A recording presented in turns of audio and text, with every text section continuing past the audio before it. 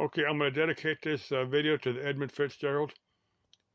Now, she was an ore carrier that was, that would carry iron ore like taconite, on the Great Lakes. She's sunk in somewhere in Lake Superior. Now they know exactly where she sank.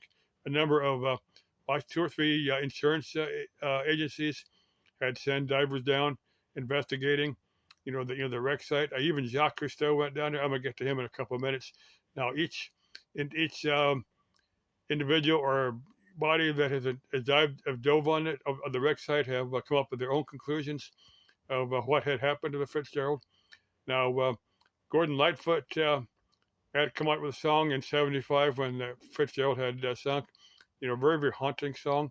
Now, the problem with Edmund or the Gordon Lightfoot song is that during the storm he has the old cook coming on deck, saying, "Fellas, it's been good to know you." I guess he got swept overboard in a song, but as reality, anyway, the old cook had a bleeding ulcer, and he didn't make the final voyage. He actually survived. That's what I've heard.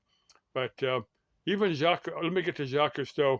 Now I think it's a moratorium on diving on the wreck site now. I think they banned all diving, but back when you still could, you know, Jacques Cousteau, he's a very famous scuba diver from. He had TV shows, where he had his own ship. He'd go around the world, doing scuba diving stuff, a lot of nature stuff. His ship was called Eclipso. Well, John Denver actually, hit. John Denver actually wrote a song about, Jacques Cousteau to invite him on a boat, for an adventure, and John Denver, had dedicated a song to the Calypso. But like I said, Jacques Cousteau had dove on the wreck site, come up with his own theory on what the boat had what made it go down. They don't know if on the covers, all these big orc bins were all dug down, and she might have been leaking water in there, and they swamped the ship faster than the pumps could pump the water out. And the theory is that she might have, run aground somewhere. It damaged the hull. She started taking on water. They said, they're really not sure exactly why she sank. To this day, we probably will never be 100% sure of exactly why she sank. Now, if you search here on YouTube for Edmund Fitzgerald, you'll find various information on her. You'll find Gordon Lightfoot's very very haunting, very very interesting song. Thing I find interesting. It's been '75. The youngest man aboard was 18, same age I was in '75.